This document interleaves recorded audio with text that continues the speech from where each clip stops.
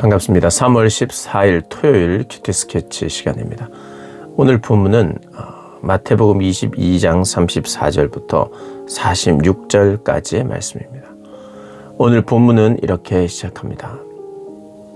예수께서 사두개인들로 대답할 수 없게 하셨다함을 바리새인들이 듣고 모였는데 그 중에 한 율법사가 예수를 시험하여 묻되, 오늘 본문은 바리새인들이 등장합니다. 근데 바리새인들이요, 사두개인들이 예수님 만나서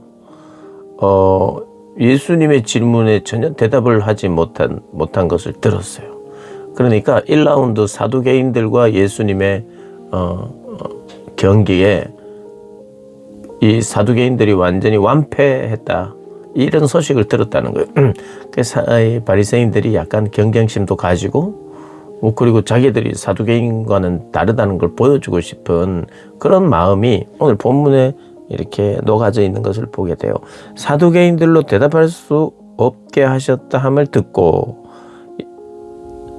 바리새인들이 그를 듣고 모였는데, 35절에 그 중에 한 율법사가 예수님을 찾아옵니다. 그리고 예수님께 묻습니다. 선생님, 율법 중에서 어느 계명이 크니까? 이 바리새인들은요, 율법을 정말 잘 지킨다고 생각하고, 누구보다 잘 지킨다고 생각하고, 그렇게 실제로 다른 사람들도 그렇게 인정을 했어요. 그러니까 율법에 관한 한, 율법 조항에 관한 한, 그리고 형식적으로 외식하여 지키는 것에 관한 한 압도적인 사람들입니다. 경건하다고 일컬어지는 사람들, 금식도 하는 사람들, 그 사람들이에요. 그러니까 자신이 있어요. 아마 예수님보다도 금식 많이 했을 것이고, 율법 조항을 지키는 것으로는 예수님이 아마 우리를 따라오지 못할 것이라고 생각했던 것 같아요. 그래서 이야기를 합니다. 어떤 율법이 가장 큽니까? 물어보면 이제 그렇게 대답하려고 했죠. 우리 그거 다 지켜요, 이렇게 대답하려고 했겠죠. 예수님께서 말씀하십니다. 네 마음을 다하고 목숨을 다하고 뜻을 다하여 주 너의 하나님을 사랑하라. 너 주님을 사랑하냐? 율법 조항 하나 둘 지키고 센치 재고 횟수 재고 하면서 그렇게 지키는데 너 하나님을 사랑하냐? 꽝 쇠망치로 꽝 맞는 느낌이었을 거예요. 사랑. 이 율법은 바로 사랑의 완성인데 너 하나님을 사랑하느냐? 사랑하는 마음으로 그것을 지켰느냐, 아니면 사람들에게 보이기 위해서 지켰느냐, 이런 질문까지도 그 속에 내포되었을 수 있다 생각할 수 있죠. 네 마음을 다하고 목숨을 다하고 뜻을 다해서 주 너의 하나님을 사랑하라. 이것이 크고 첫째 되는 계명이니 둘째도 그와 같으니 네 이웃을 네 자신같이 사랑하라 하셨으니 이 두 계명은 온 율법과 선지자의 강령이니라. 너 이웃을 사랑하느냐? 이웃을 사랑하느냐? 사랑에 대한 이야기를 하고 있어요. 사랑하느냐? 근데 우리가 이제 잘 생각해야 되는 건, 사랑한다는 말의 의미가, 사랑이라고 하는 단어를 정의를 잘 내려야 돼요. 보통 사랑할 때 막 낭만적인 걸 많이 생각하는 경우가 있어요. 뭐 영화, 드라마, 책 이런 걸 보면 사랑이라는 단어가 특별히 남녀 간의 사랑을 많이 이야기하고, 그 사랑은 굉장히 감정적인 부분을 굉장히 확대해서 사랑이라는 단어를 설명하죠.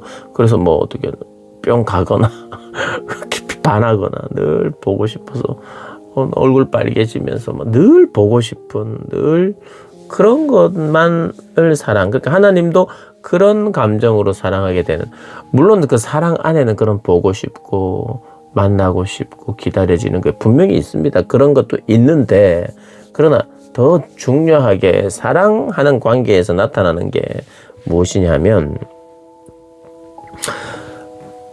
이거죠.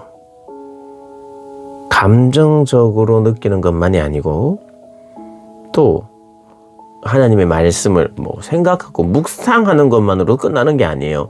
사랑은요, 그 사람을 생각하는 것으로 끝날 수 없어요. 내가 생각하니까 만족한다, 이게 아니잖아요. 사랑은요, 생각하는데 기대되고 기뻐요. 근데 생각만 하면 괴롭습니다. 만날 날이 있어야 그 생각도 기쁜 거죠. 아예 못 만나는 사람이에요. 앞으로도. 그러면 생각한다고 그것이 마음이 좋아지나요? 그렇지 않죠. 생각하는 것, 말씀을 묵상하는 것만도 아니에요. 뭐냐면 그것을 지켜 행하는 겁니다. 그러니까 이 바리새인들에게 지켜 행하는 건 어느 정도 잘하고 있어요. 그것도 물론 못하는 부분이 있지만, 그러나 지켜 행하는 것이 정말 사랑에서 시작된 것인가를 같이 묻고 있어요. 그러니까 우리는 행함이 중요하지 않다 이렇게 말하는 건 구원에 있어서 내가 행하면 충분히 구원을 얻을 수 있다는, 이것은 절대 반대예요. 그렇기 때문에 행함으로 갈 수 없다가 맞아요. 그런데 사랑은 행함으로 나타나요. 사랑은 들음으로 나타나고 듣고 행하는 거로 나타나는데, 내가 듣고 행하면 당신이 나를 사랑해 줄 수 있어? 라고 말하는 건 문제예요. 왜냐하면 사랑하지도 않으면서 지켜 행할 수도 있잖아요. 지켜 행한다고 나는 사랑하는 거야 라고 말은 못해요. 그러나 사랑하기 때문에 지켜 행하는 것이 반드시 나타나야 돼요. 그래서 잘못 적용해서 잘못 구원관을 세우면 안 돼요. 행위로는 구원을 못 받는다. 맞죠. 당연하죠. 참된 사랑이 있어야 되죠. 그 은혜를 받아들이고 믿음으로 구원을 얻는 거죠. 그런데 그 은혜를 받아들이고 믿는 자들은 행동이 바뀌어요. 그래서 사실은 엄밀히 말하면 이 질문이 잘못된 거예요. 행위로 구원을 받을 수 있습니까? 안 되지, 당연히. 그럼 구원은 어떻게 받습니까? 구원받은 자는 누구입니까? 라고 할 때 그분이 베푸신 은혜를 알고 깨달아 사랑하여 그 깨달음이 열매로, 행위로, 순종으로 나타나는 사람, 그 사람이 구원받은 사람이다. 그럼 행동에 변화가 없어요. 그럼 구원받은 사람일까요? 아닐 확률이 엄청 높아요. 엄청 높아요. 그래서 오늘 바리새인들에게 예수님께서 그 이야기를 하는 거예요. 하나님을 알고 하나님의 뜻에 순종하는, 그렇게 살아가는 것. 그런데 그것이 하나님을 사랑하고 이웃을 사랑하는 데서부터 출발된 것이어야 된다고 이야기를 하는 거예요. 이것이 이 두 계명의 율법과 선지자의 강령이다. 이렇게 이야기를 하죠. 그럼 41절을 보면 바리새인들이 모였을 때 예수께서 그들에게 물으시되 또 이야기를 합니다. 너희는 그리스도에 대하여 어떻게 생각하느냐? 누구의 자손이냐? 이렇게 묻습니다. 그러니까 그들이 대답하죠. 다윗의 자손 아니냐? 이러시되 그러면 다윗이 성령에 감동이 되어 어찌 그리스도를 주라 칭하여 말하되, 주라 칭했어요. 그리스도는 다윗의 자손인데, 다윗의 자손, 자기의 자손, 후손, 손자, 정손자뻘, 주여 이렇게 하는 게 말이 되나? 다윗이 본 게 뭐냐는 거예요. 메시아 그리스도는 누구냐? 선제에 계신 분이에요. 먼저 계신 분이라는 겁니다.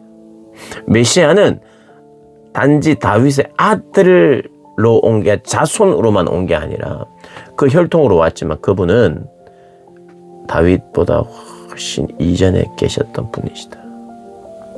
참된 메시아, 신적인 존재라는 거예요. 그들은 어떻게 생각했느냐? 다윗의 자손이 힘센 왕, 정치적으로, 권력으로, 능력으로 상당한 사람이라 정치적인 해방을 가져다 줄, 그래서 다윗의 자손으로 온 사람에 대한 구원이 한계가 있었던 거야. 한계가. 그래서 그것을 깨우쳐 주는 것입니다. 다윗보다 먼저 계신 신적 존재요, 하나님의 아들이시라는 것을 이야기하는 거예요. 예수님은 메시아를 다윗의 자손으로 부르는 것을 부인하고 있는 게 아니에요. 부인하고 있는 게 아니라 예수님은 다윗의 자손 예수라고 부르는 자들의 믿음을 칭찬했어요. 그렇지만 그들이 이해하고 있는 다윗의 자손 메시아상의 한계를 드러내 보이면서 그리스도가 누군가? 그건 바로 하나님의 아들이라는 거예요. 이게 놀라운 거예요. 정치적인 메시아로 보내서 우리를 구원하는 정치적인 메시아는 사실은 사사들이었어요. 주로 그 역할을 했어요.